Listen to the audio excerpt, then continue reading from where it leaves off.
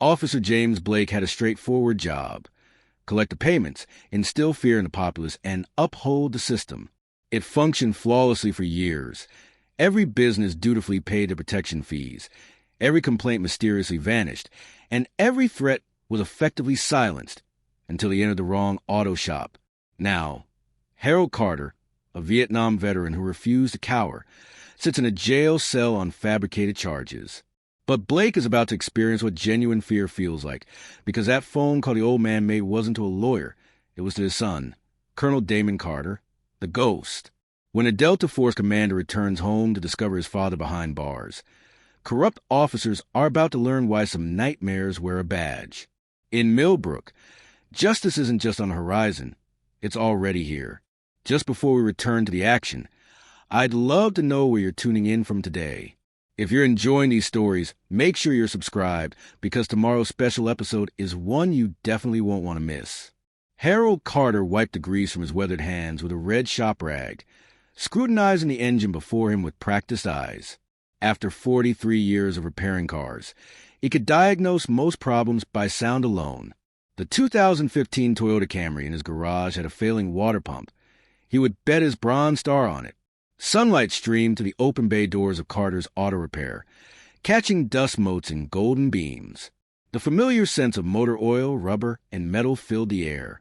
Harold had opened his shop right after returning from Vietnam, transforming an abandoned building on the outskirts of Milbrook into his own slice of the American dream. Now, at 72, he still worked 6 days a week, although his joints protested more than they used to. A wall of photographs near his workbench narrated the story of a life well lived. Harold in his Army uniform, young and proud. His late wife, Margaret, smiling beside their newborn son, Damon. Awards and certificates from decades of honest labor. And in the center, his most prized possessions, 2 Purple Hearts and a Bronze Star earned in the jungles of Vietnam.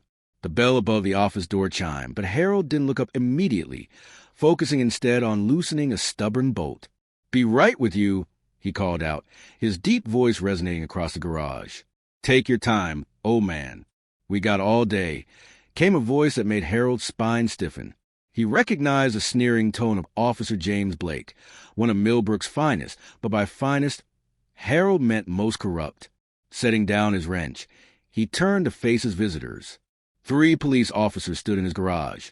Blake, a tall white man with closely cropped blonde hair and cold blue eyes, stood front and center, flanked by Officers Thompson and Walker, both wearing expressions that suggested they weren't there for car trouble. "What can I do for you, gentlemen?"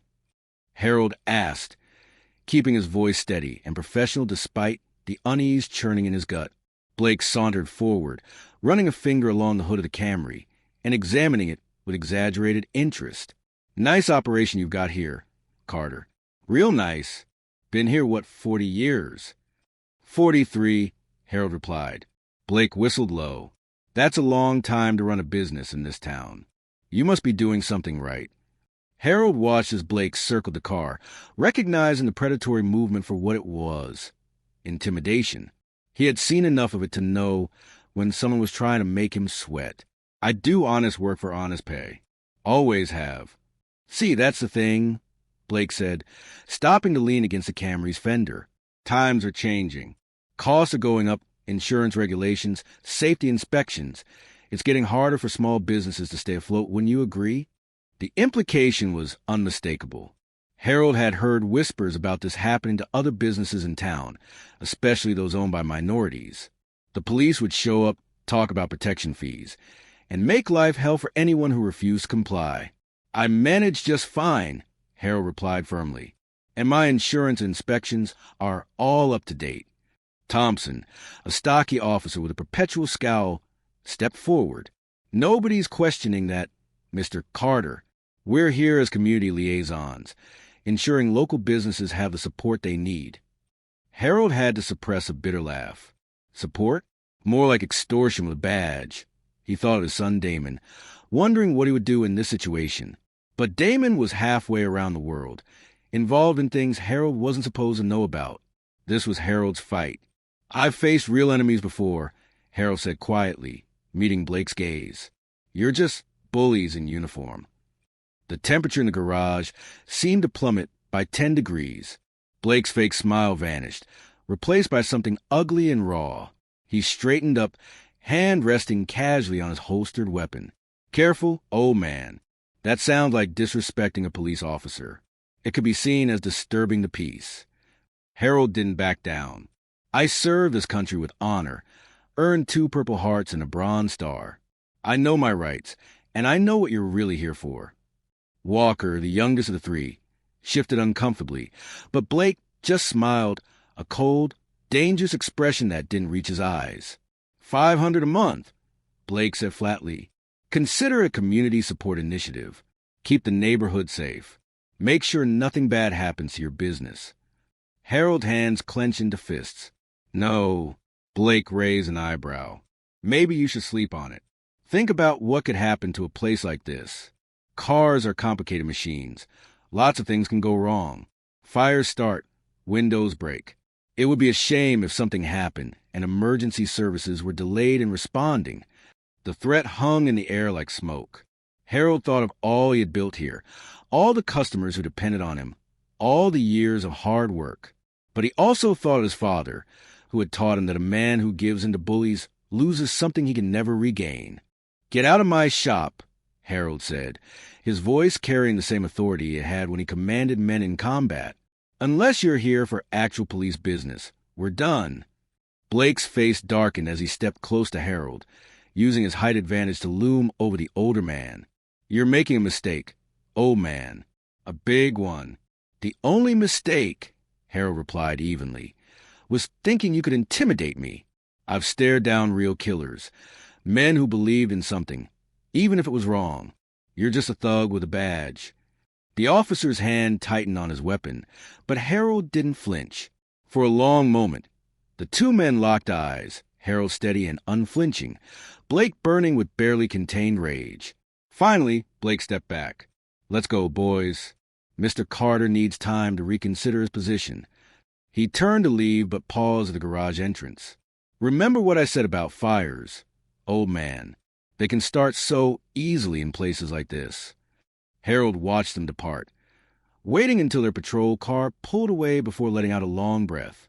He knew this wasn't over. Men like Blake didn't take kindly being stood up to, especially by someone they perceived as an easy target.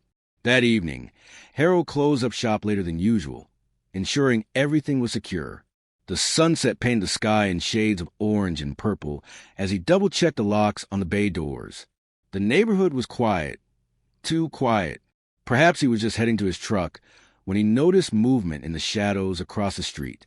3 figures lurked near the abandoned warehouse, watching. Harold recognized the stance, the deliberate way they positioned themselves, not random thugs, but cops out of uniform. Instead of showing fear, Harold walked calmly to his vehicle, started it up, and drove home as if it were any other day. But his mind was racing, planning. He'd need to install security cameras and perhaps talk to some of his veteran buddies about keeping an eye on the place. The next morning, Harold arrived at work early, just as the sun was rising. From half a block away, he could tell something was amiss. Glass glittered on the sidewalk, catching the dawn light like cruel diamonds. As he got closer, his heart sank. Every window in the shop had been shattered. The bay doors were covered in spray paint with crude messages and symbols that made his blood boil. But it was what he found inside that made his hands shake with rage. His tools, thousands of dollars worth of equipment collected over decades, had been scattered and broken. Oil had been poured over customer vehicles, and there on his workbench lay a dead rat with a note pinned to it. "Next time, it's you?" Harold stood in the middle of his devastated shop, surrounded by the wreckage of his life's work. But instead of fear, he felt a cold, familiar clarity. The same feeling he had experienced in the jungle when his unit was under fire. He had survived worse, much worse. He was calling his insurance company when the health inspector arrived. A thin man with a clipboard and a smirk that matched Blake's. He immediately began writing citations. "Looks like you got some serious violations here," the inspector said, making a show of noting the broken glass and spilled oil. "Operating in unsafe conditions, potential environmental hazards. I'm going to have to shut you down until these issues are addressed." Harold knew the game. The inspector was as corrupt as the cops. part of the same rotten system. But he also understood that fighting back directly would only give them what they wanted, an excuse to arrest him. So he drove to the police station to file a report documenting the vandalism and threats. He knew they wouldn't do anything, but he needed the paper trail. What he didn't expect was to find Blake waiting for him in the lobby. Well, Blake drawled. Look who's here to cause trouble. I'm here to file a report, Harold said firmly. My business was vandalized last night. Is that right? Blake's smile was all teeth. Funny how things like that happen when people don't appreciate police protection. But from what I hear, you got bigger problems, health violations, safety concerns. Might be best to just sell the place. I know some people who'd give you a fair price. Harold felt his temper rising, but kept his voice level. I'd like to speak to your supervisor. Disturbing the peace again, Mr. Carter? Blake's hand went to his cuffs. Making unfounded accusations against law enforcement, resisting an officer's lawful commands. Before Harold could respond, the tension in the air thickened, foreshadowing a clash that would extend far beyond the walls of his auto shop. Reacting swiftly, Blake had Harold pinned against the wall, handcuffs snapping around his wrists. The older man made no attempt to resist. He understood better than to give him a reason for further violence.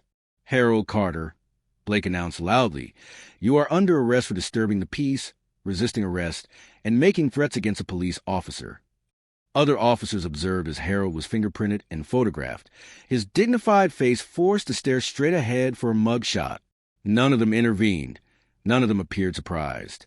In his cell, Harold sat quietly, reflecting on all the men he had served who had died believing in justice and freedom. He thought of his son, who continued that fight in the shadows that most people never saw. He was allowed one phone call, and Harold knew precisely who to contact. The phone rang 3 times before it was answered. Despite the distance and encryption scrambling the connection, Harold would recognize that voice anywhere. Dad, what's wrong? His son asked. Son, Harold said softly, I need your help. Remember what you always said about bullies in uniform. There was a pause, and when Damen spoke again, his voice had changed, becoming cold and focused, like a weapon being drawn. Tell me everything. As Harold explained the situation, he could almost visualize his son's expression shifting, could almost feel the deadly calm settling over Damen's features. He wasn't entirely sure what his son did for Delta Force, but he knew enough. He knew that the men harassing him had just made the gravest mistake of their lives. I'll handle it, Damen finally said. Just hang tight. And Dad, don't worry about the shop. These men are about to learn what real fear feels like. The line went dead, and Harold leaned back in his cell, almost feeling sympathy for what was about to befall Officer Blake and his corrupt associates. Almost, because sometimes justice needed to wear a badge, and sometimes it needed to operate in the shadows. His son was exceptionally skilled at moving through those shadows. 3,000 miles away, in a classified location, Colonel Damen Carter stood motionless in the dimly lit operations room. The air was thick with tension as his team monitored multiple screens displaying thermal images of their target location. The silence was broken only by the soft hum of equipment and occasional whispered updates. Captain Sarah Williams, his second-in-command, approached with a quiet efficiency that had made her one of his most trusted operatives. Ghost Satellite confirms minimal civilian presence. Extraction window opens in 20 minutes. Damen nodded almost imperceptibly. His team had spent months tracking this high-value target, a terrorist cell leader responsible for orchestrating attacks across 3 continents. The mission was straightforward. Get in, capture the target, and get out. No traces, no witnesses, no mistakes. Team check. Damen's voice was low but carried an inherent authority. One by one, his squad leaders responded, their voices calm and measured in his earpiece. Alpha in position. Bravo ready. Charlie team locked and loaded. Delta standing by. The operation was proceeding exactly as planned. Damen had earned his nickname, the Ghost, through countless missions like this, precise, silent, and lethal when necessary. His reputation in Delta Force was almost mythical. Some claimed he could navigate through laser security without triggering a single beam, while others asserted he once eliminated an entire enemy compound without firing a shot. The truth, as always, lay somewhere in between. Lieutenant Mark Foster, their communications specialist, suddenly raised his hand. "Sir, incoming secure call, Priority Alpha." Damon's expression didn't change, but something in his gut tightened. Priority Alpha meant family. Patch it through. The familiar voice of his father filled his earpiece, and Damon's world shifted as Harold described the situation. The corruption, the threats, the arrest. Damon's teammates observed his demeanor transform. The ghost wasn't just a call sign. It was a state of being. Right now, they were witnessing something new, cold, focused rage. "Understood," Damon replied, his voice carrying an edge that made several veteran operators exchange concerned glances. "I'll handle it." After ending the call, he turned to Captain Williams. "Sarah, tactical command is yours. Complete the mission. I'm wheels up in 30. Williams stepped forward, concern evident in her expression. "Sir, what happened?" "Some cops in my hometown just made a terminal mistake." Damon's words carried the weight of absolute certainty. "They laid hands on my father." The room fell silent. Everyone present knew Damon's background, raised by a Vietnam veteran who taught him everything about honor, duty, and standing up to bullies. They had also witnessed what happened to individuals who crossed certain lines with their commander. "Take whatever you need," William said, already understanding that nothing would stop him. "We'll clean up here." Damon moved with practiced efficiency, gathering minimal equipment. He wouldn't need much. His most lethal weapons had always been his mind and training. Before he left, he paused at the command station. "Lieutenant Foster, give me everything you can on the Milbrook Police Department. Full background checks, financial records, communications, everything. I want to know who's dirty and how deep it goes." Foster's fingers were already flying across his keyboard. "On it, sir. You want me to contact our DOJ liaison?" "Not yet. First, I need to understand the battlefield." As Damon prepared to leave, Sergeant Jason Taylor, a veteran operator who had served with him for 8 years, approached. "Boss, do you want backup on this?" Damon considered the offer. Taylor was rock solid, dependable in any situation, but this was personal. "No, keep the team intact for the operation. This is something I need to handle myself." The next few hours were a blur of secure communications and rapid transit. Damon called in markers from his extensive network. People who owed him favors, others who simply respected or feared him enough to assist without questions. A military transport was quickly arranged, no questions asked. During the flight, Damon reviewed the preliminary intelligence Foster had gathered. The Milbrook Police Department's corruption ran deeper than mere extortion. There were connections to organized crime, money laundering operations, and possible ties to international drug cartels. Officer James Blake was just a visible face of a much larger problem. Damon's tablet lit up with a secure message from Foster. "Sir, you need to see this." Blake's got protection from higher up, local politicians, judges, maybe even at the state level. This goes beyond dirty cops. A thin smile crossed Damon's face. "Good. The bigger they are, the harder they'll fall." As the transport neared American airspace, Damon received another update from Williams. "The primary mission has been completed successfully. Target captured. No casualties. No traces left behind. Just as I trained them." "Thank you, Sarah," he said. "Keep the team ready. I might need resources if this escalates." "Already on it, Ghost. Just try not to start a war in your hometown." Damon's response was cold and precise. "I don't start wars, Captain. I end them." Back in Milbrook, Officer Blake was enjoying his morning coffee, completely unaware that his world was about to be turned upside down.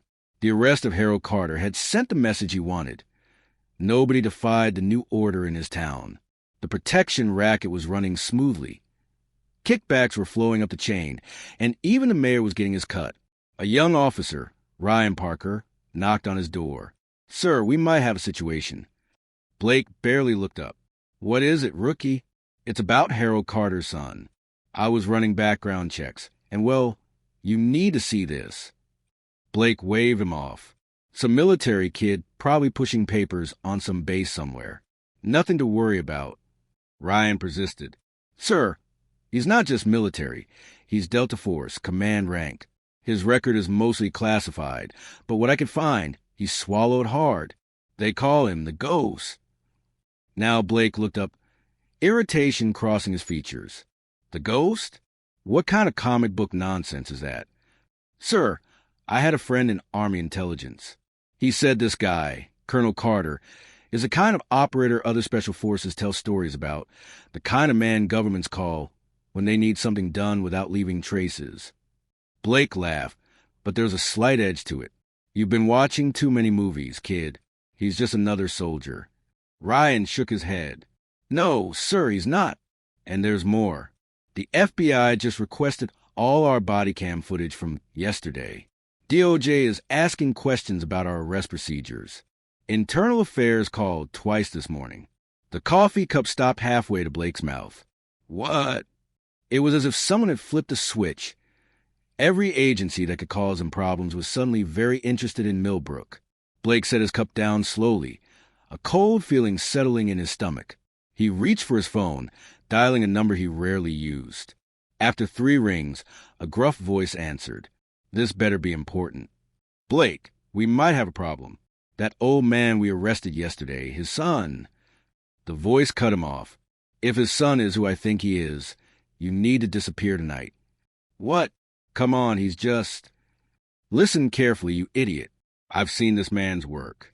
You don't understand what you stepped into. Get out of town, change your name, and pray he doesn't find you. The line went dead, leaving Blake staring at his phone. For the first time since he had put on a badge, real fear began to creep into his mind. Across town, Harold sat in his cell, waiting patiently. He knew his son well enough to understand what was coming. Not violence, at least not yet. First would come the pressure, the subtle dismantling of corrupt systems, the quiet gathering of evidence. Damen had learned early on that the most effective weapon wasn't always a gun. The cell door opened, and a nervous-looking desk sergeant appeared. Mr. Carter, you're being released. All charges have been dropped. Harold stood slowly, dignity intact. Any particular reason the sergeant wouldn't meet my eyes? Orders from above. Your personal effects are at the desk, and there's someone here to see you. Walking into the station lobby, Harold saw a familiar figure standing by the front desk, tall, athletic, dressed in civilian clothes that couldn't quite conceal his military bearing. Damen turned, and father and son locked eyes for a brief moment. Neither spoke. Then Damen stepped forward, embracing his father briefly yet firmly. You okay, old man? Harold nodded. Nothing I couldn't manage. Damen's voice carried pride and determination. But now it's my turn. They walked out of the state building together, feeling the weight of every officer's gaze upon them. Just before they exited, Damen turned and surveyed the room with a predator's intensity. His eyes met Blake's across the lobby, and he smiled, a cold, promising expression that made the corrupt officer take a step back involuntarily. Outside, the morning sun was bright and warm. Harold looked at his son, seeing not just a decorated officer, but also the boy he had raised to stand against injustice. You don't have to do this, son. I can handle my own battles. Damen's expression softened slightly. You taught me never to back down from bullies, Dad, never to let them win. It's time for me to put those lessons into action. As they drove to Harold's shop, Damen was already strategizing. The police department's corruption was merely the beginning. There would be politicians to expose, criminals to dismantle, and an entire system of corruption to dismantle. But first, he needed to send a clear message. Back at the station, Blake's phone buzzed with a text from an unknown number. You're not the hunter, you're the prey. Looking out his window, he spotted a military drone flying high above the police station, barely visible against the morning sky. In that moment, Blake realized he had started a war he could never hope to win. The ghost had returned home, and Milbrook would never be the same. The morning after Damen's arrival, panic erupted within the Milbrook Police Department. Officer James Blake burst into Chief William Anderson's office without knocking, his face ashen. We need to clean house now. The police chief looked up from his computer, irritation etched on his weathered face at the interruption. Calm down, Blake. What has you so worked up? The ghost is here, Blake said, his voice cracking slightly. Harold Carter's son, and he's not just some soldier. He's a goddamn Delta Force colonel with high-level connections. We've got the FBI sniffing around, the DOJ asking questions, and internal affairs crawling up our backs. Anderson's expression darkened. He had been running this department for 15 years, carefully building a network of corruption that extended far beyond mere police brutality. The protection racket was just a visible tip of a very dangerous iceberg. Get everyone on cleanup detail. I want every incriminating file shredded, every digital record wiped, and get that body cam footage from Carter's arrest deleted immediately. Across the station, officers scrambled to execute the chief's orders. Hard drives were being wiped, paper files fed into industrial shredders, and evidence logs meticulously modified. The sound of destruction echoed through the building like a corrupted heartbeat. Officer Ryan Parker watched from his desk, his conscience weighing heavily. The rookie cop had joined the force with idealistic dreams of serving and protecting, but instead he had found himself in the middle of a cesspool of corruption. As his colleagues rushed to destroy evidence, Ryan made a decision that would change everything. Quietly and methodically, he began copying files to an encrypted drive. The body cam footage from Harold's arrest, financial records showing suspicious payments, emails discussing protection fees. Everything he could access without raising alarms. His hands trembled slightly, knowing that discovery would mean more than just losing his job. Meanwhile, Mayor Thomas Gregory sat in his luxurious office, finishing a phone call that made him increasingly uncomfortable. Yes, I understand the severity. No, we can contain this. I'll handle Carter personally. He hung up, sweat beading on his forehead despite the cool air conditioning. The mayor had built his political career on carefully managed corruption. Every month, hundreds of thousands of dollars flowed through various community improvement programs, money that found its way into offshore accounts and private pockets. The police department was just one piece of his criminal empire. Gregory picked up his phone again, dialing a number he rarely used. Marcus, we need to meet now. An hour later, the mayor sat in a private room at the Sterling Club, facing Marcus Davidson, the regional boss of the syndicate that truly controlled Milbrook. Davidson was impeccably dressed in a tailored suit that couldn't quite conceal the predator beneath. "This better be important, Thomas," Davidson said, sipping expensive scotch. "I don't like emergency meetings." "We've got a situation with the Carter case," Gregory explained, trying to keep his voice steady. "I know about the son," Davidson interrupted. "Colonel Damen Carter, the ghost." He set his glass down carefully. "Do you have any idea what you stumbled into?" "He's just one man," Gregory protested weakly. Davidson laughed, a cold, empty sound. "Just one man? Let me tell you about just one man.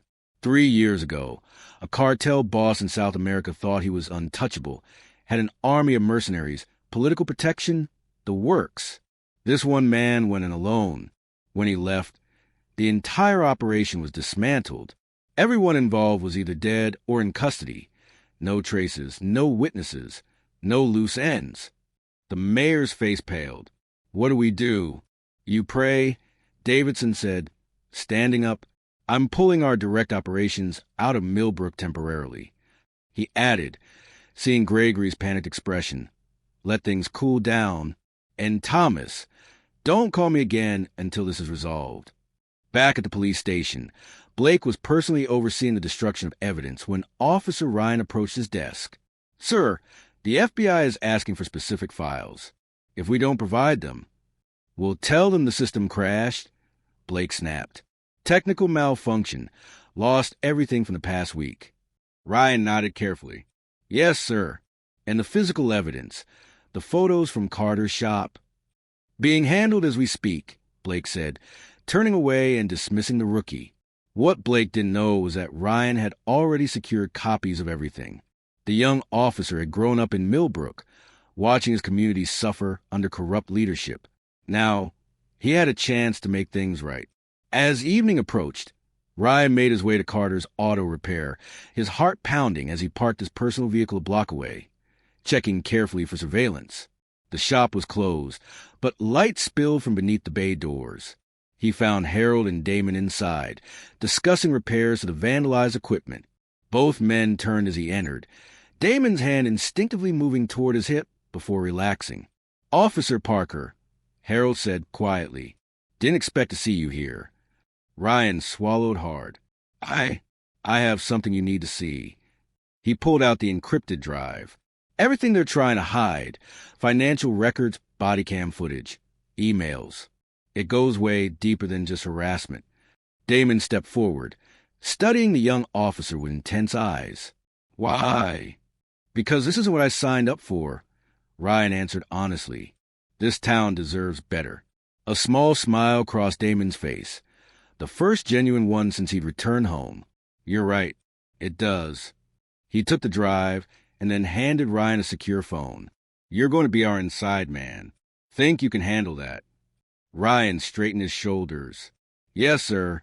As Ryan left, Harold looked at his son. "Can we trust him?" "We'll see," Damon replied. "But my instincts say yes, and we need eyes inside the department." The next morning, Blake arrived at work to find a single playing card on his desk, the ace of spades, with a message written in precise handwriting. "I know everything." His hand shaking, Blake grabbed his phone to call the chief, but the line was already ringing. "Anderson." "Chief, we got a problem. The ghost." "Get to my office now." The chief's voice was tight with stress. "And Blake, make sure you're not followed." When Blake entered Anderson's office, he found both the chief and Mayor Gregory waiting. The mayor looked like he hadn't slept, his usually immaculate appearance showing signs of strain. "It's worse than we thought," Gregory said without preamble. "The syndicate's pulling out. They say Carter's too dangerous to risk direct confrontation." Blake scoffed. "He's not superhuman. We got over 50 armed officers." "Shut up." Anderson cut him off. "You don't get it. This isn't about firepower. Carter's got federal connections, high-level ones. One phone call from him, and we could have every alphabet agency in Washington crawling through our files." "Then we make sure there are no files to find," Blake insisted. "We've been cleaning house," a new voice said from the doorway. All three men turned to find. Damen Carter stood there as if he had materialized from thin air. None of them had heard the door open. Blake's hand instinctively moved toward his weapon, but Damon's icy smile halted him. "I wouldn't really. This is a private meeting." Chief Anderson began to speak, but Damon interrupted him. "You know what I find intriguing?" He held up a phone, playing a video of Blake and his officers vandalizing Harold's shop. "How many cameras did you overlook while you were busy destroying evidence?" "You see, while you were busy covering your tracks, I was collecting mine. Every bribe, every threat, every criminal connection. It's all meticulously documented." Gregory stood up, attempting to assert his authority. "Now listen here." "No, you listen." Damon's voice was soft, yet carried an edge that silenced them all. "Right now, every major federal agency is receiving files detailing your operations. The protection racket, the money laundering, the drug trafficking, everything. But you have a choice." He looked at each man in turn. "Cooperate, turn state's evidence, and help us clean up this town, or—" He smiled again, and it resembled a shark baring its teeth. "I will begin dismantling your lives piece by piece, and trust me, gentlemen, you won't enjoy that process." Before any of them could respond, Damon was gone, leaving behind only a lingering sense of dread and three more playing cards, all aces of spades. The mayor was the first to break the silence. "He's bluffing. He can't have everything." As if on cue, their phones buzzed simultaneously. Each man found himself staring at damning evidence of his own crimes. Photos, videos, financial records, all meticulously documented. "Jesus," Blake whispered. Anderson reached for his bottom drawer, where he kept an emergency phone connected directly to their syndicate contacts, but when he opened it, he found only another playing card and a note. "They can't help you anymore." Outside, Damon walked calmly to his vehicle, speaking quietly into a secure communication unit. "Lieutenant Foster released the first wave of evidence to the feds. Let's see how they handle the pressure." "Already done, sir," Foster replied. "The FBI is moving in on their local informants, and the DOJ is preparing indictments. It's starting to unravel." "Good. Keep monitoring their communications. I want to know the moment anyone breaks ranks." Back in the station, Ryan observed as the corrupt officers began to panic. Some were already removing personal items from their desks, while others made frantic phone calls to lawyers. The house of cards was beginning to collapse. A senior detective approached Ryan's desk, looking anxious. "Hey, rookie, you were on duty when we processed Carter's arrest, right? Did you happen to keep any unofficial copies of the paperwork?" Ryan maintained a carefully neutral expression. "No, sir. Everything went through normal channels." The detective cursed under his breath and walked away. Ryan waited until he was alone before sending a coded message through a secure phone. "They're getting desperate. They're starting to turn on each other." Across town, Harold was busy fixing his vandalized shop, but now he had help. Word had spread about what had happened, and customers, many of whom he had served for decades, showed up with tools and materials. It was a small act of defiance against the corrupt system that had terrorized him for so long. Damon watched from across the street, feeling a mix of pride and determination. His father had stood his ground, inspiring others to find their courage. Now it was time to show Milbrook what real justice looked like. He made one final call. "Captain Williams, I'm going to need that contingency package we discussed. Things are about to get interesting here." "Already en route, Ghost," Williams replied. "Try not to start a war." Damon smiled as he watched more evidence of corruption appear on news sites and social media. The truth was spreading like wildfire, and no amount of cover-up could stop it now. "Too late, Sarah," he said quietly. "The war has already started. They just don't know they've lost yet." That evening, as the sun set over Milbrook, the police station was in chaos. Files continued to disappear, but for every piece of evidence they destroyed, two more seemed to surface. The corrupt officers were running out of options, and they knew it. In his office, Chief Anderson stared at his computer screen, watching his years of careful corruption crumble around him. He had one last card to play, a private security firm experienced in handling difficult situations. But as he reached for his phone, it lit up with a message. "Think carefully about your next move, Chief. Remember, you're not the hunter anymore." Anderson looked out his window at the darkening sky, where a military drone hung silently, watching. The game was over. They just hadn't admitted it yet. The early morning light cast long shadows across Carter's auto repair as Damon surveyed his father's shop. The vandalism had been mostly cleaned up, thanks to loyal customers who rallied around Harold.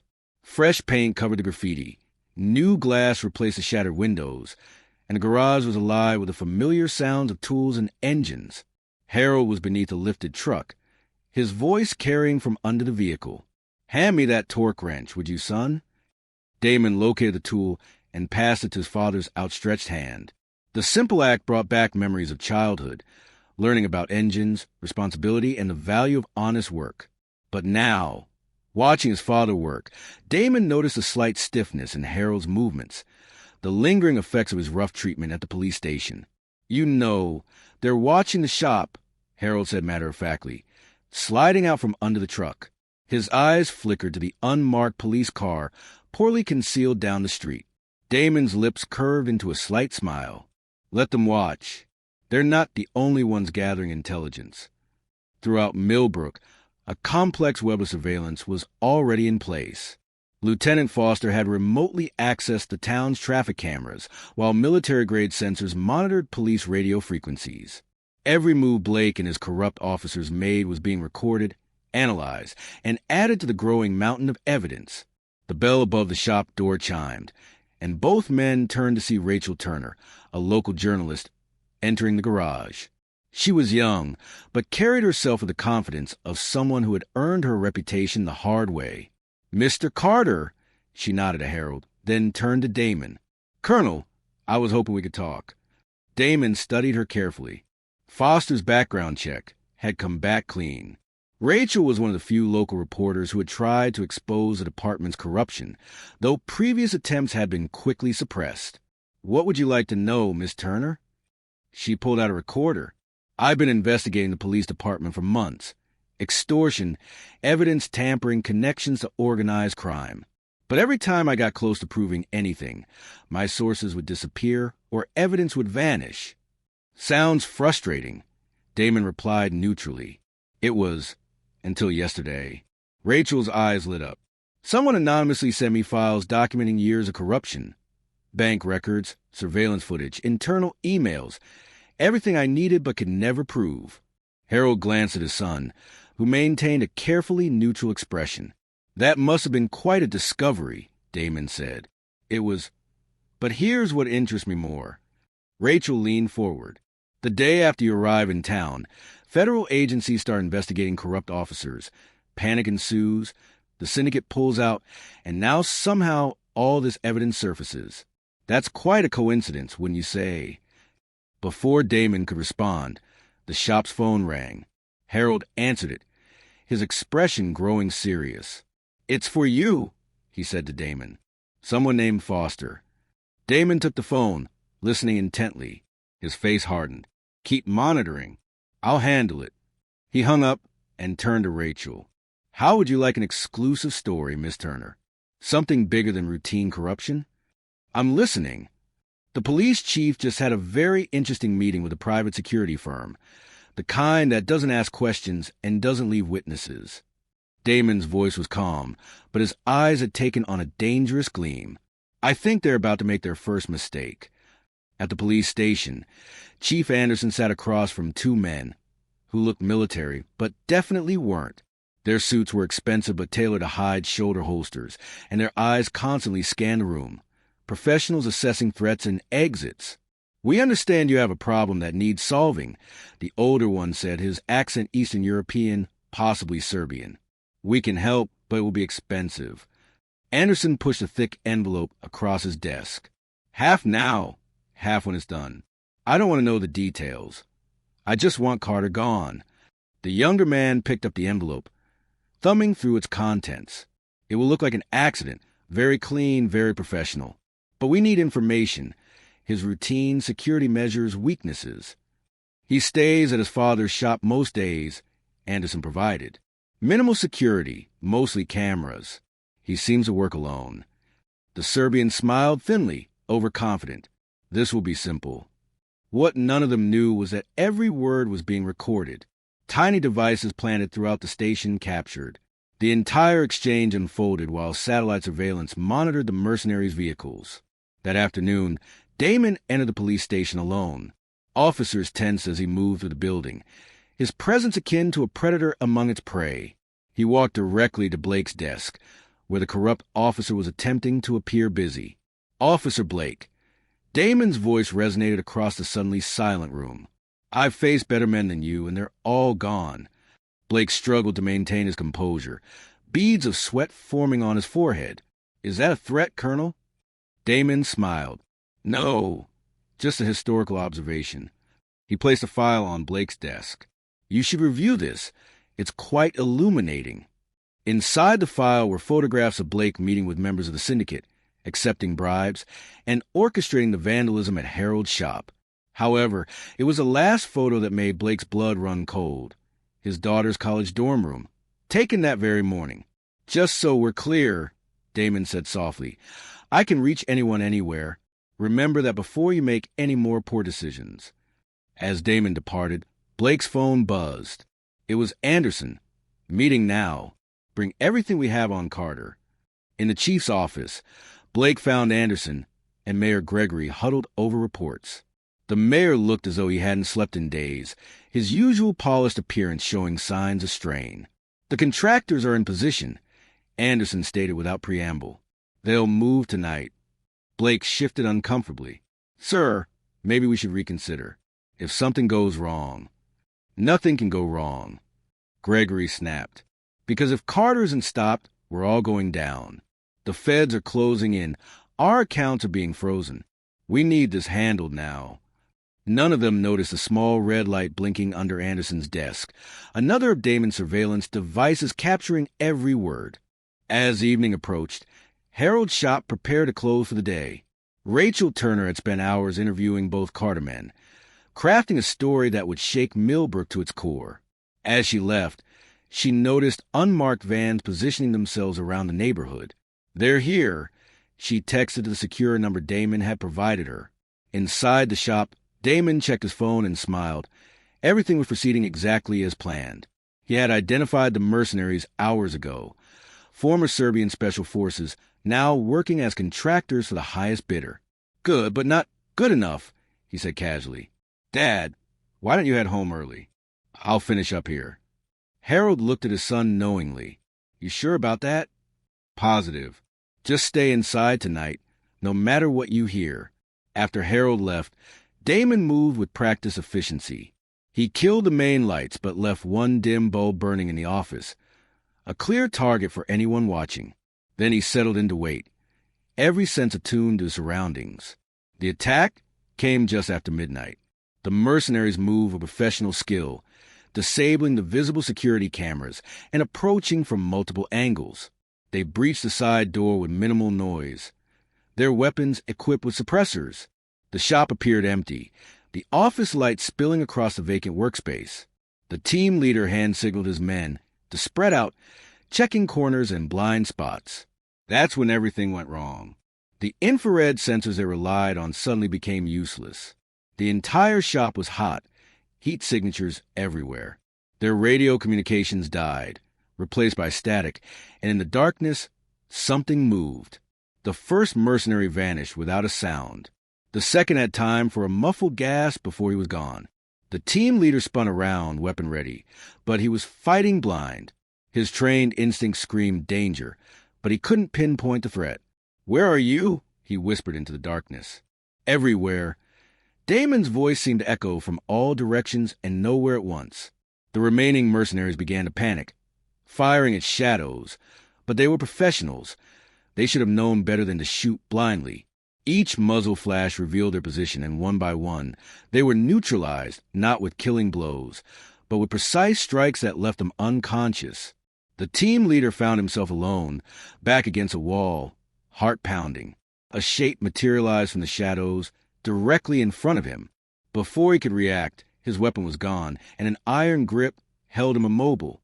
Tell your employers, Damon said softly, that the next team they send won't be leaving at all. Across town, Anderson paced in his office, waiting for confirmation. When his phone finally rang, his hand shook as he answered it. Is it done? No. An accented voice replied, Thick with fear? It's not. We're out. Double the money, triple it. It doesn't matter. We won't move against him again. The line went dead, leaving Anderson staring at his phone in disbelief. On his desk, a new message appeared on a computer screen. Strike one. By morning, rumors spread through Milbrook like wildfire. Stories of an elite hit squad taken down by a single man. Police officers requested transfers, fearing what might come next. The mayor didn't show up for work, and Chief Anderson's office remained locked. Rachel Turner's story hit the local news, and was quickly picked up by national outlets. The evidence was irrefutable. The narrative was compelling. A corrupt system exposed, a Delta Force operator defending his father, and justice finally coming to a small town. Officer Ryan watched it all unfold from his desk, providing regular updates through his secure phone. The station was in chaos, with officers either rushing to make deals with federal investigators or desperately trying to cover their tracks. Blake sat at his desk, staring at the photo of his daughter, knowing he had a decision to make. When his phone rang, he already knew who it would be. Officer Blake. Damon's voice was calm. I believe it's time we had a real conversation about the future of Milbrook's police department. Are you ready to make the right choice? Blake looked around the station at the corrupt system he had helped build, at the fear in his colleagues' eyes, and at the wreckage of his career. Finally, he spoke. What do you need to know? In Harold's shop, Damon cleaned up the minimal damage from the night's activities while his father worked on a customer's car. Neither man spoke about what had happened, but Harold's small smile said enough. The war wasn't over, but the first major battle had been won. The corrupt power structure was cracking, its enforcers losing their nerve, and its leaders running scared. But Damon knew the hardest part was still to come, because somewhere in Milbrook, desperate men were planning desperate measures. And when cornered, animals strike. They strike without mercy or restraint. Looking out at the morning sun rising over his hometown, Damon welcomed the coming storm. After all, storms were what he did best. The morning after the failed mercenary attack, the Milbrook Police Department was a powder keg of tension. Officers huddled in small groups, whispering about the night's events. The story had spread quickly. An elite team of contractors had gone after Colonel Carter and disappeared into the night. When they resurfaced hours later, they were broken men, refusing to speak about what had happened. Officer James Blake sat at his desk, staring at his computer screen without really seeing it. The photo of his daughter haunted him, not because it was threatening, but because it represented everything he stood to lose. Years of corruption, of taking bribes and enforcing protection rackets, had seemed justified when he told himself it was for her future. Now, that same future was at risk. His secure phone, the one used for syndicate business, buzzed with a message from Chief Anderson. Emergency meeting. Evidence room now. The evidence room had become their de facto war room since Damon's arrival. As Blake entered, he found Anderson and several other senior officers already there, their faces grim in the fluorescent light. The body cam footage is gone, Anderson announced without preamble. Not just deleted, someone uploaded it directly to the FBI servers. They have everything from Carter's arrest. A heavy silence fell over the room. That footage didn't just show Harold's wrongful arrest. It captured years of systematic corruption, with officers openly discussing bribes and threats. How? Someone asked. The system was locked down. How? It doesn't matter. Anderson snapped. What matters is damage control. We need to... He was cut off by the sound of his phone ringing. The caller ID showed Mayor Gregory's number. Where the hell have you been? Anderson demanded, putting the call on speaker. Listen carefully. Gregory's voice was shaking. The feds just raided my house. They have everything. The accounts, the offshore transfers, the syndicate connections. They're coming for all of us. Before anyone could respond, the evidence room door swung open, revealing Officer Ryan Parker standing there with a serious expression on his youthful face. Chief, there are federal agents in the lobby. They're asking for you. Anderson's complexion drained of color. Stall them. He turned to his officers. Destroy everything now. But as they scrambled to comply, every computer screen in the room suddenly flickered to life, displaying the same ominous message. Too late. Across town, Damon sat in Harold's office, intently watching multiple feeds on his laptop. Lieutenant Foster's voice crackled through his earpiece. Sir, the mayor wasn't lying. The DOJ just initiated a major operation. They're moving on multiple locations simultaneously. Good, Damon replied, his tone calm. Monitor the department's communications. I want to be informed the moment anyone attempts to contact the syndicate. Harold glanced up from his paperwork. You're enjoying this, aren't you? Damon allowed himself a small smile. Just making sure justice is served, Dad. Uh-huh. Harold's eyes twinkled. That's why you had your team set up that light show with their computers. For justice? Psychological warfare, Damon corrected, his smile widening slightly. Sometimes the best weapon is fear itself. Their conversation was interrupted by Rachel Turner, who burst into the office without knocking. You need to see this, she exclaimed, holding up her phone. A breaking news alert scrolled across the screen. FBI raids Milbrook City Hall. Mayor Gregory missing. Damon's expression remained unchanged, but his eyes hardened. 20 minutes ago, sources say he slipped out just before the agents arrived. But that's not all. Rachel's eyes sparkled with excitement. Remember those financial records you provided? They don't just implicate the mayor and the police. They lead straight to Thomas Lynch. Harold sat up straighter. Lynch was a notorious cartel leader who had managed to remain untouchable despite years of federal investigations. His organization had been pulling strings in Milbrook for years, using the corrupt police force to safeguard their operations. Lynch won't take this lying down, Harold warned. No, Damon agreed. He won't. He touched his earpiece. Foster, I need everything we have on Lynch's local operations, and get me Captain Williams within the hour. Damon's prediction proved accurate. 3 black SUVs pulled up outside a warehouse on the outskirts of town, one of Lynch's many front operations. The cartel leader himself stepped out, surrounded by heavily armed security. Through the surveillance cameras, Damon watched as Lynch met with Chief Anderson and several high-ranking officers. The audio feed was crystal clear. "This has gone too far." Lynch's voice was cold. "Carter needs to be dealt with permanently." Anderson shifted nervously. "The contractors failed." "The contractors were amateurs." Lynch cut him off. "I'm talking about serious measures. My people are already in position." What Lynch didn't know was that his people had been compromised hours ago. Captain Williams and her team had intercepted the cartel's advance force before they could establish themselves. The only ones left were those in the warehouse, and they were about to receive a surprise. Damon's phone buzzed with text from Officer Ryan. "Federal task force moving in. ETA 5 minutes." Perfect timing. The raid was swift and precise. FBI tactical teams breached the warehouse from multiple entry points, while local SWAT units secured the perimeter. Lynch and his men barely had time to react before they were surrounded. But the cartel leader had one more card to play. "If I go down," Lynch announced calmly, "every piece of evidence I have on this department's activities goes public. Every crime, every payoff, every cover-up. Your careers won't just be over. You'll all die in prison." Anderson and his officers exchanged glances, weighing their options. That's when Blake stepped forward. "Too late," he said, pulling out a badge that wasn't from the Milbrook PD. "Federal Task Force. I've been undercover for the past year, documenting everything." The shock that rippled through the room was palpable. Lynch's face contorted with rage as he realized he had been outmaneuvered. What followed was chaos.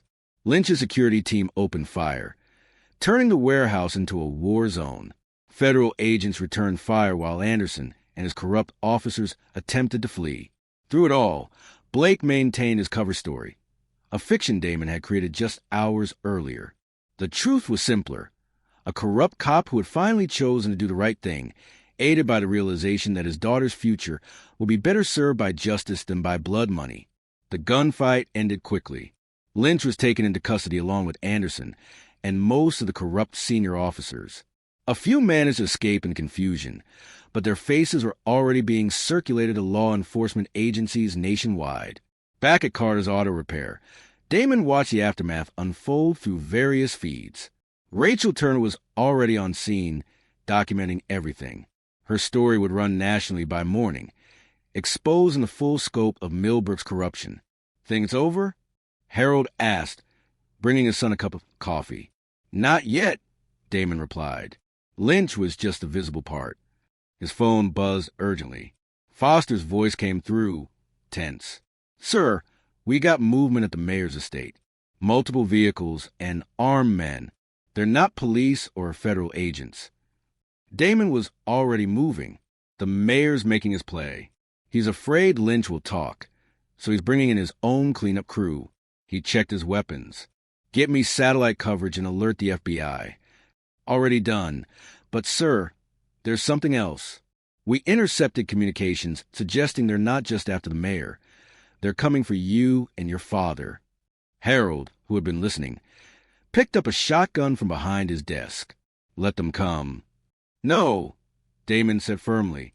"You're getting to safety. I got a safe house ready." He made a call. "Officer Ryan, time to earn your promotion. I need you to escort my father somewhere safe." Minutes later, Ryan arrived in an unmarked car. As Harold reluctantly got in, he grabbed his son's arm. "Be careful. These aren't corrupt cops or cartel thugs. If the mayor's calling in his real muscle." "I know," Damon smiled grimly. "That's what I'm counting on." As Ryan's car disappeared into the night, Damon prepared for what was coming. The mayor's estate was a fortress, but every fortress had weaknesses. After years of operating in the shadows, Damon knew exactly how to exploit them. He touched his earpiece one last time. "Foster, get me everything on the estate security system and tell Captain Williams to prepare for contingency Plan Delta." "Already on it, Ghost." "But, sir, these guys are serious players with ex-military special forces backgrounds." "Good." Damon's voice was cold. "Then they'll appreciate what's about to happen at the mayor's estate." Gregory paced nervously in his study. Outside, professional killers patrolled his grounds, ready to eliminate anyone who threatened to expose his operation. But as he stared out into the darkness, He couldn't shake the feeling that he was no longer a predator. He was a prey. His phone rang, displaying a number he didn't recognize. With trembling hands, he answered, "Hello? The men you hired." Damon's voice was calm, almost conversational. "They're good. Ex-Delta Force, some CIA contractors. The kind of people who know how to make problems disappear." Gregory's mouth went dry. "How did you—" "But here's what you don't know about them," Damon continued, as if the mayor hadn't spoken. 3 years ago, I commanded their unit in an operation they'd rather forget. They know exactly who they're up against. As if on cue, the estate's lights went out. In the sudden darkness, Gregory heard a security team's radio channels erupt with static. "Last chance." Damon's voice was softer now. "Surrender to the FBI, or learn why they call me the Ghost." Gregory looked out his window again. In the moonlight, he could see a security team moving with increasing desperation, searching for a threat they couldn't find. One by one, the lights around the estate winked out. Each moment was enveloped in darkness, accompanied by a muffled sound that could have been a highly trained operative discovering why certain legends are better left unchallenged. The mayor's resolve shattered, and with trembling hands, he dialed the FBI's number. As federal agents swarmed the estate, they found the mayor's security team zip-tied and unconscious, their weapons disabled. There was no sign of the Ghost himself. The following morning, Milbrook awoke to headlines that would irrevocably alter the town's future. Mayor in custody, cartel's operation exposed, a corrupt system finally brought to justice. At Carter's auto repair, Harold returned to find his shop untouched, his son calmly sipping coffee as if nothing had transpired. "The mayor?" Harold asked. "Singing like a canary to the feds," Damon replied, along with Lynch and most of the department. Harold nodded, then smiled. "You missed a spot, by the way." "What do you mean?" Damon inquired. "When you were cleaning up after taking down the mayor's squad, there's still some dirt on your boots." Damon looked down at his immaculate footwear, then back at his grinning father. Very funny. But as they both understood, the smile didn't last long. Despite their victories, the most significant threat still loomed. The syndicate that had orchestrated events from the shadows would not take this defeat lightly. The storm wasn't over. It was merely beginning. Mayor Thomas Gregory sat in a federal holding cell, his expensive suit wrinkled and his composure shattered. For the past hour, he had been watching a parade of his former associates appear on the small television mounted in the corner, each one rushing to make deals with prosecutors. The empire he had built was crumbling, and paranoia was setting in. A guard appeared at his cell door. "Your lawyer is here." But when the door opened, it wasn't his attorney who entered. Damen Carter stood there, wearing a visitor's badge and a slight smile that made Gregory's blood run cold. "You can't be in here," the mayor stammered. "Actually, I can. Federal consultant status has its privileges." Damon sat down across from him. "We need to discuss the syndicate." Gregory's face turned pale. "I don't know what you're talking about," he stuttered. "Alexander White," Damon said quietly. "That's who you really answer to, isn't it? The man behind everything, the one even Lynch feared." The mayor's reaction confirmed everything. His hands began to tremble, and beads of sweat formed on his forehead. "You don't understand. If I talk about White, I'm dead. He has people everywhere." Damon corrected him. "Past tense. Your protective network is gone, Mr. Gregory.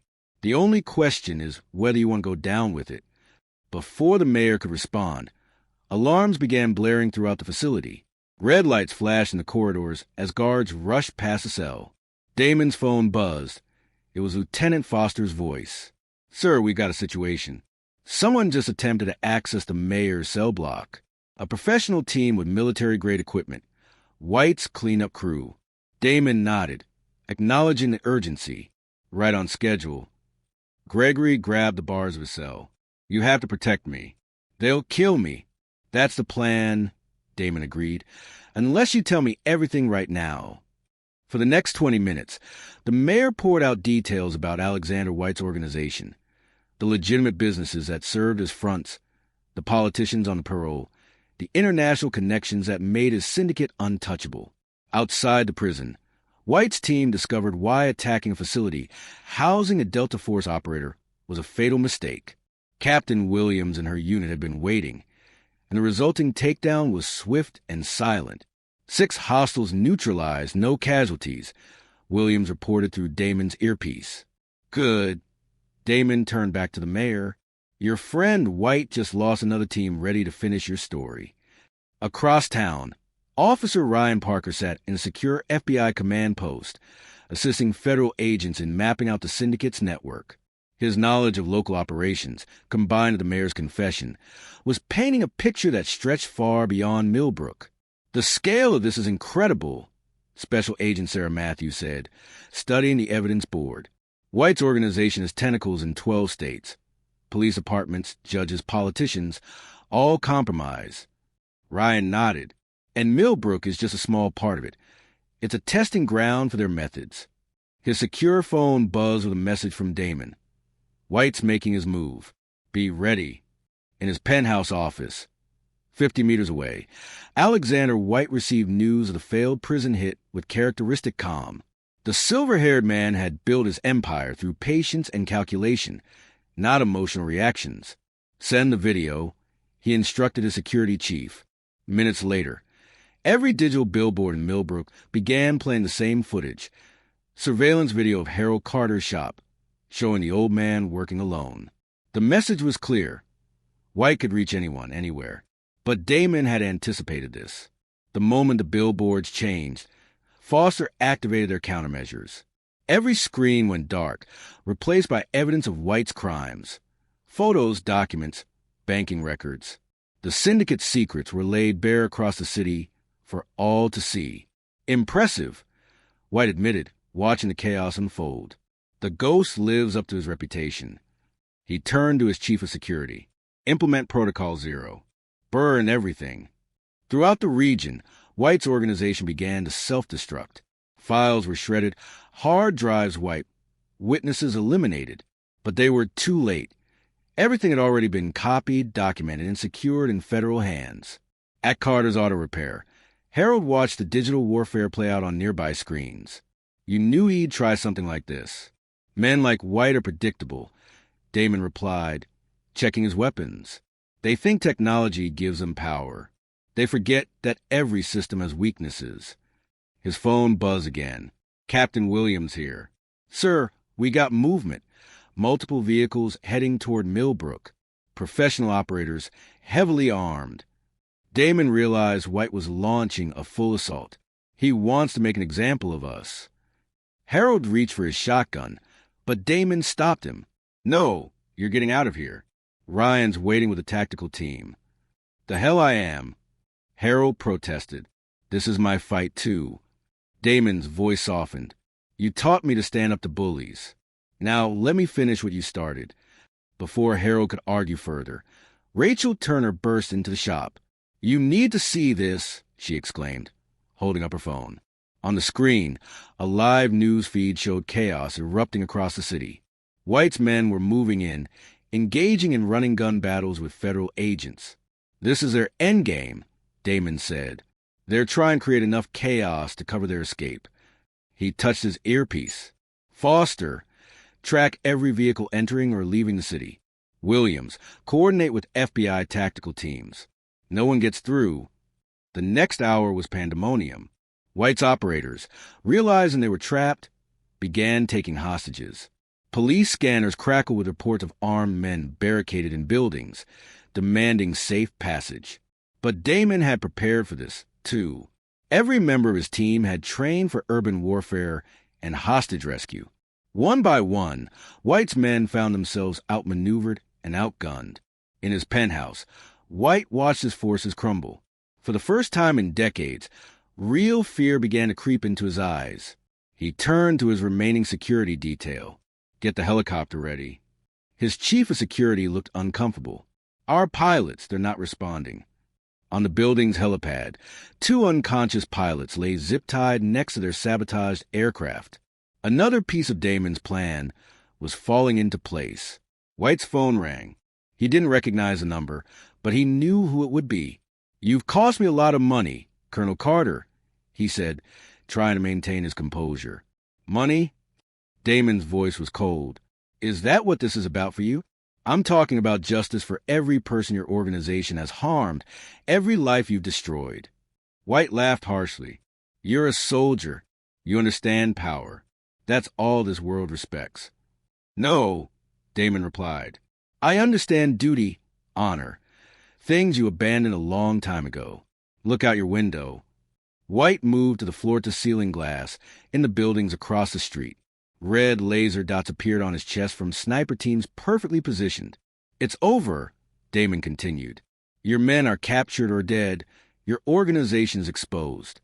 The only question is whether you want to survive the next 30 seconds. For a moment, White stood perfectly still.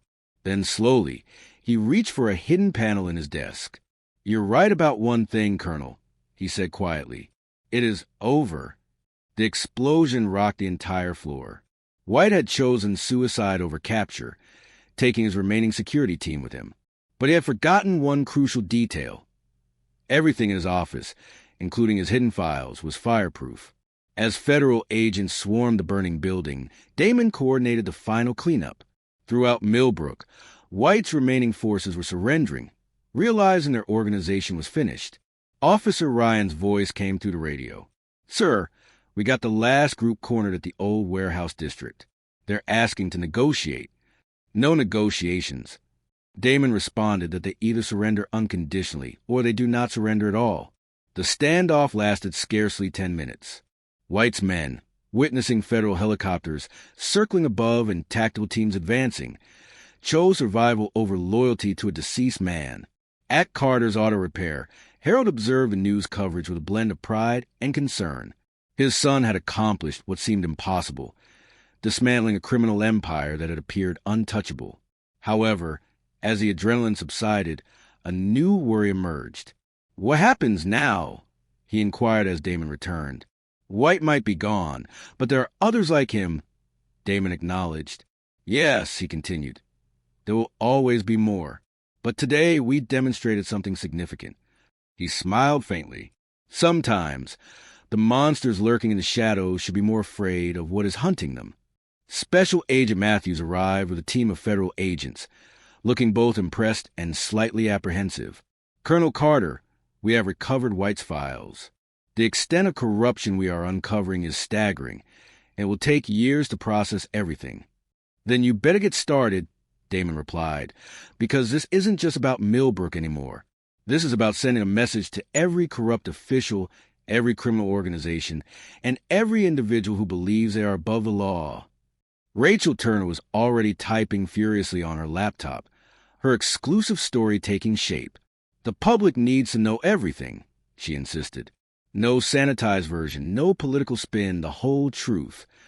They will receive it, Damon assured her. Every detail, every name, every crime. Let them witness what occurs when good people finally stand up to bullies. As evening descended over Milbrook, the city began to heal.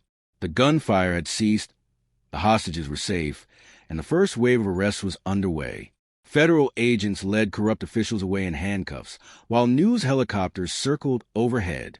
Officer Ryan, now acting police chief following the department's purge, coordinated with FBI teams to secure evidence. His commitment to justice, proven under fire, had earned him the respect of federal authorities. We'll need to rebuild the entire department, he told Damon. New training, new policies, new leadership. You'll do fine, Damon replied. Just remember what my father taught me. Integrity isn't merely about following rules. It's about doing what is right, even when no one is watching. Back at the shop, Harold finished working on a customer's car, refusing to let the day's events disrupt his routine. As he closed up the night, he found his son standing in the doorway. You know this isn't truly over, Harold said quietly. No, Damon agreed. White's organization has connections we haven't yet uncovered. People who seek revenge. Let them come. Harold's voice was firm. We'll be ready. Damon looked at his father, the man who had taught him about courage, about standing up to evil, and about never backing down from a fight worth fighting. Yes, he said softly. We will. As night settled over Milbrook, the city felt different. The air was clearer, and the shadows seemed less threatening. Citizens walked the streets without fear, knowing that justice had finally arrived in their town. But in secure facilities across the nation, intelligence analysts were already processing White's recovered files. New names emerged, new connections were mapped, and new threats took shape. The war wasn't over.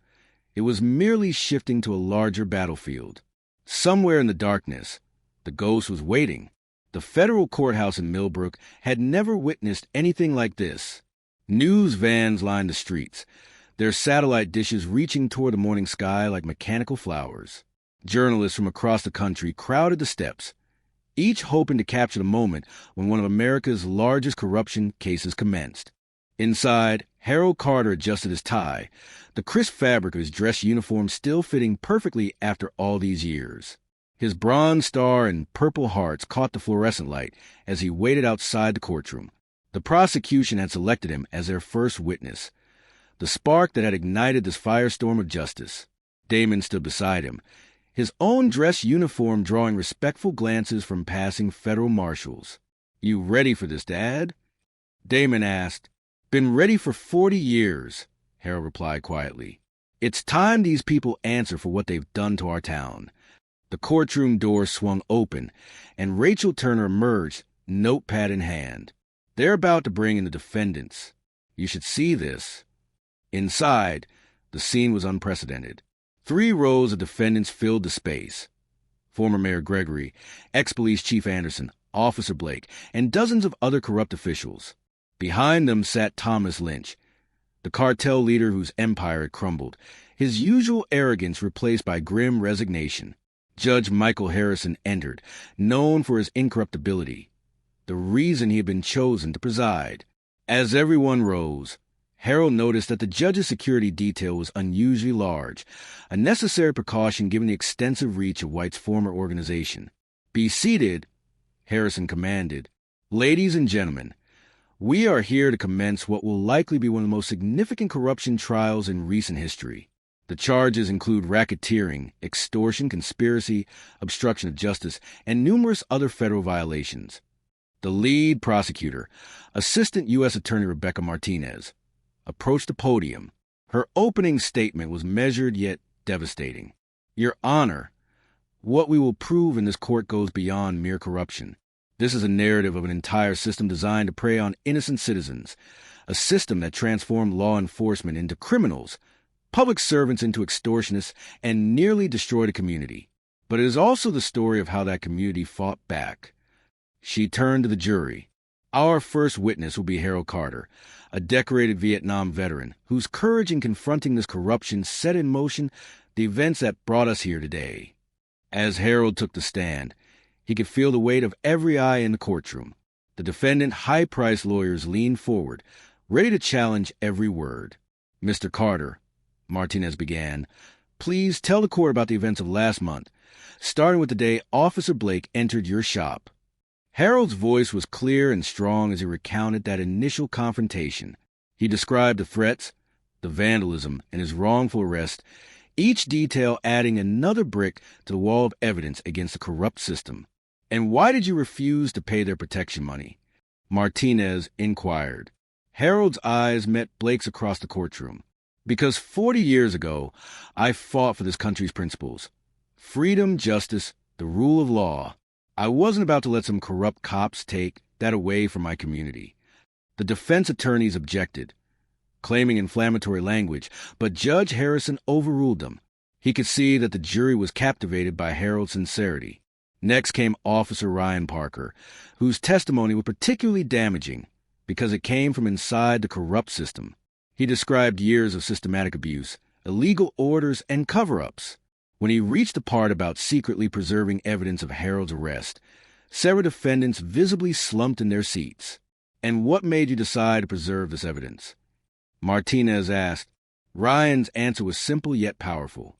"Because I became a cop to protect people, not prey on them."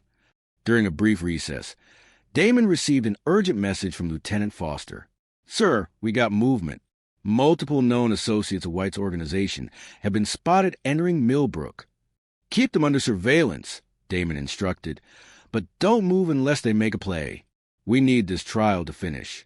Back in session, the prosecution called their surprise witness, James Blake.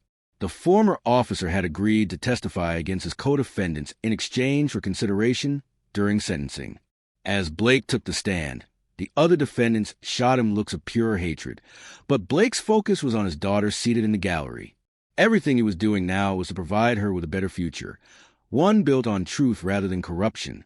"Officer Blake," Martinez began, "please describe the structure of the organization for the court. How did the corruption operate?" Blake laid everything bare. He detailed how the protection racket fed into larger criminal enterprises, how evidence was routinely destroyed or fabricated, and how honest officers were either pushed out or intimidated into silence. His testimony directly implicated Mayor Gregory in orchestrating the system, as well as Lynch in providing cartel support. During cross-examination, the defense attempted to portray Blake as a desperate man lying to save himself, but his meticulous documentation, preserved by Officer Ryan, proved impossible to discredit. The most dramatic moment of the day occurred when Rachel Turner testified about her years spent investigating the corruption. She presented article after article that had been suppressed, along with testimonies from witnesses who had been threatened and evidence that had mysteriously vanished. "Miss Turner," Martinez asked, "what changed? Why were you finally able to expose the story?" Rachel's gaze found Damon in the gallery. Because someone finally provided the good people of Milbrook with protection, they needed to stand up and tell the truth. As she stepped down, one of the defendants, a former judge deeply implicated in the corruption, suddenly stood up. "This is a waste of time. Everyone in this room knows what's really going on. This entire trial is a sham." Judge Harrison's gavel cracked like a gunshot. "One more outburst like that, and you'll be removed from this courtroom." The former judge sat down, but not before casting a meaningful glance toward the gallery. Damon noticed this and touched his earpiece. "Foster, that signal was meant for someone. Check the courthouse perimeter." Within minutes, Foster reported back. "Multiple armed individuals are taking positions around the building. They're clever, using the crowds as cover." "Have Williams and her team ready," Damon instructed, "but hold position. Let's see what their play is first." The trial continued as the tension escalated. The prosecution presented financial records revealing millions in illegal payments, surveillance footage of corrupt transactions, and recordings of incriminating conversations. During another recess, Damon spotted a familiar face in the crowd outside, one of White's former lieutenants who had escaped the organization's collapse. Their eyes met the courthouse window, and Damon saw the cold determination in the man's gaze. They weren't there to free the defendants. They were there to silence them. "Ryan," Damon called quietly. The young officer approached. "Get my father to the secure room we prepared. Things are about to get interesting." Ryan nodded, understanding the unspoken message. They had anticipated this, a last desperate attempt by White's remaining loyalists to prevent their secrets from being exposed in open court. As the afternoon session began, Martinez called her final witness, an FBI forensic accountant who had traced the organization's financial network. But halfway through his testimony, the courthouse lights went out. In the momentary darkness, multiple events occurred simultaneously. The defendant security team, secretly infiltrated by White's men, drew weapons. Federal marshals responded, but the situation descended into chaos. Had Damon not planned for exactly the scenario? Emergency lights snapped on, powered by independent generators. Every exit except for secure ones was already locked down, and White's men found themselves facing not just federal agents, but Captain Williams' elite team, strategically positioned throughout the building. The attempted attack was over in mere minutes, with minimal shots fired and no casualties. When the main power returned, the would-be assassins were in custody, and Judge Harrison was calling the court back to order as if nothing had happened. "Nice try," Damon muttered, knowing that the captured men would lead them to more of White's hidden assets. The trial resumed with enhanced security. Over the next few hours, the full weight of evidence against the corrupt system became overwhelming. Financial records, surveillance footage, witness testimony. It all painted a vivid picture of systematic corruption that had nearly destroyed a town. When the prosecution rested its case, the defense team appeared deflated. Their attempts to discredit witnesses had failed, and their claims of evidence tampering crumbled under scrutiny. Even their arguments regarding procedural violations were systematically dismantled. The jury took less than 4 hours to reach their verdict.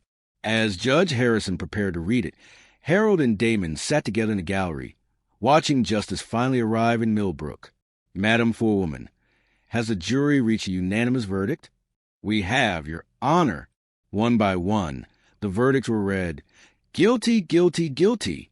Count after count, defendant after defendant. Mayor Gregory's face turned ashen. Chief Anderson seemed to age years in mere minutes. Lynch, the cartel leader, remained stoic, though his hands trembled slightly. When it was done, Judge Harrison addressed the court. The depth of corruption revealed in this trial is unprecedented in this district history. It represents not just criminal behavior, but a fundamental betrayal of public trust. His sentencing was equally historic. The major players, Gregory, Anderson, Lynch, and their key lieutenants, received life sentences. Others received lengthy terms based on their level of involvement. The message was clear. Systemic corruption would not be tolerated. As the defendants were led away, Blake stopped briefly near Harold. "I'm sorry," he said quietly, "for everything." Harold studied the former officer. "Make it right by helping them clean up other departments. There are more towns like Milbrook out there." Outside the courthouse, reporters swarmed for interviews. Rachel Turner's exclusive coverage had elevated her to a national figure, with job offers from major networks pouring in. "Will you be staying in Milbrook?" she asked Damen as cameras rolled. "My work here is done," he replied. "But the real heroes are people like my father, Officer Parker, and every citizen who stood up and said enough. They're the ones who keep this town honest." Later that evening, Harold and Damen sat in the auto shop, sharing a quiet moment as the sun set on a transformed Milbrook. "You did well, son," Harold said simply.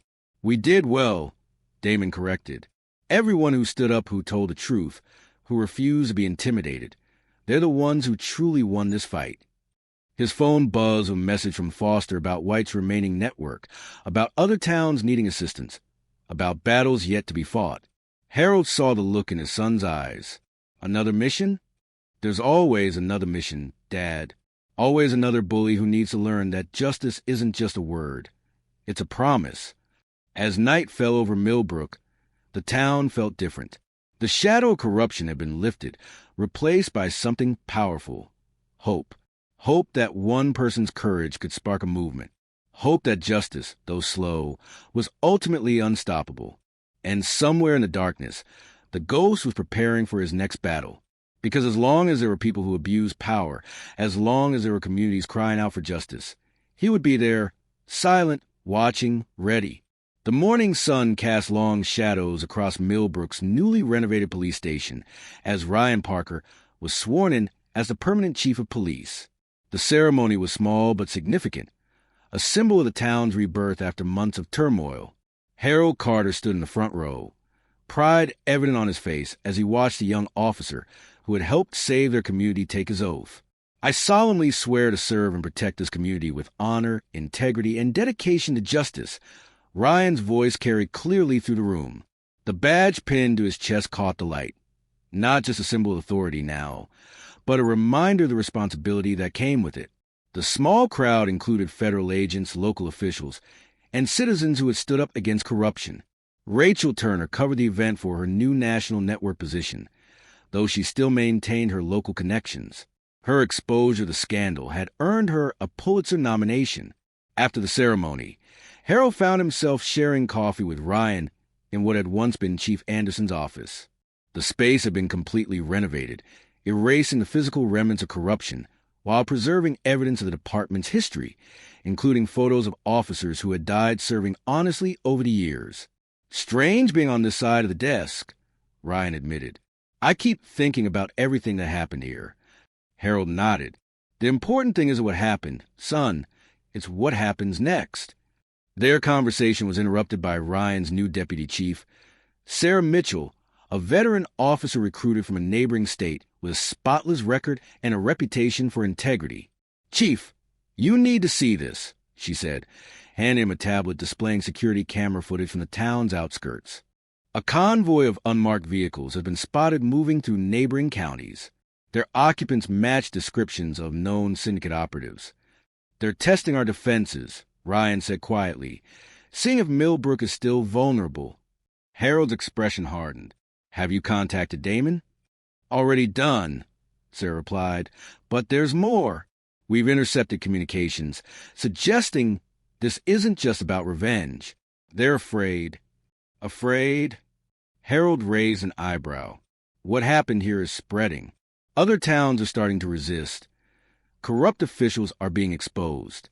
The syndicate is losing control, and they think if they can reclaim Milbrook, they can stop the movement." Ryan's phone buzzed with a text from Damen. "In position. Let them come." Across town, Harold's auto shop it became more than merely a business. It transformed into a symbol of resistance, attracting customers from hundreds of miles away who wished to support the man who had bravely confronted corruption. Harold had recruited 2 new mechanics to manage the increased workload, both veterans like himself, but today the shop was closed. Harold had sensed something impending, that same instinct that had kept him alive during his time in Vietnam. He observed through windows as unmarked vehicles cruised past, their occupants attempting too hard to appear casual. His phone rang, a secure line that Damen had established. "Dad, are you seeing our visitors?" "Hard to miss," Harold replied. "These boys aren't as discreet as they believe. They're not trying to be. This is about sending a message. The syndicate is desperate. They've lost too much ground since Milbrook. Other communities are following our example."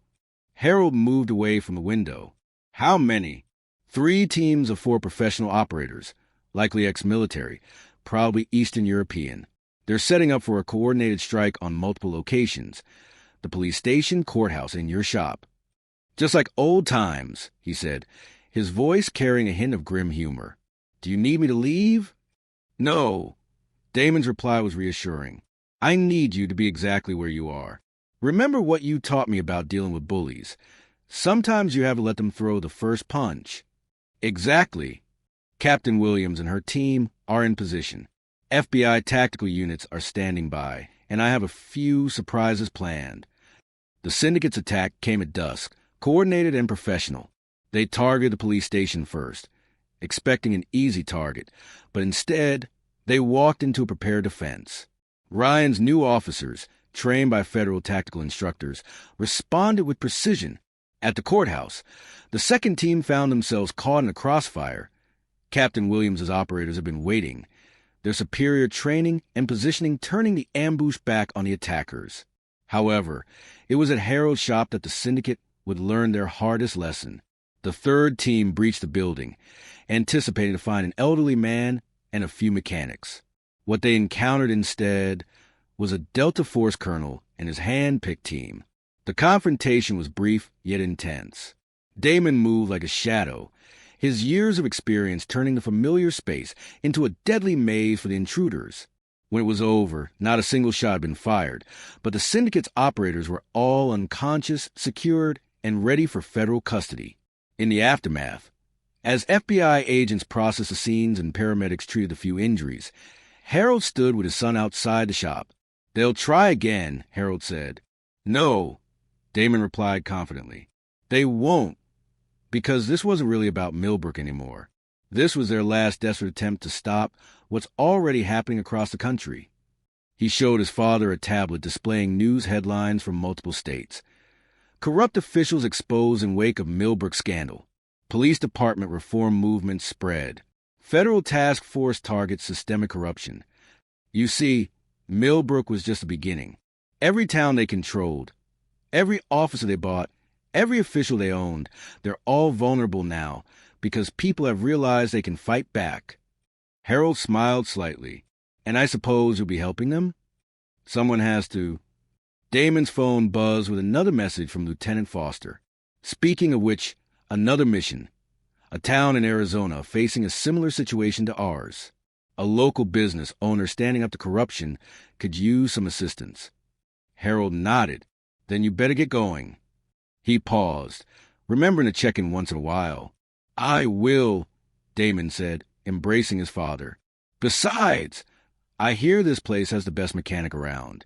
I might need some work on my car soon. Just then, Rachel Turner arrived for one final interview. Her coverage of Milbrook's transformation had sparked a national conversation about police reform and community empowerment. "Any last words for our viewers?" she asked. Damen thought for a moment. "Just this. Every system of corruption, no matter how powerful it seems, has one fatal weakness. Good people who refuse to look away, who stand up and say enough. Milbrook proved that. Now it's time for other communities to do the same." The next morning, Harold opened his shop as usual. The damage from the fight had already been repaired. Efficiency was a Delta Force trademark, after all.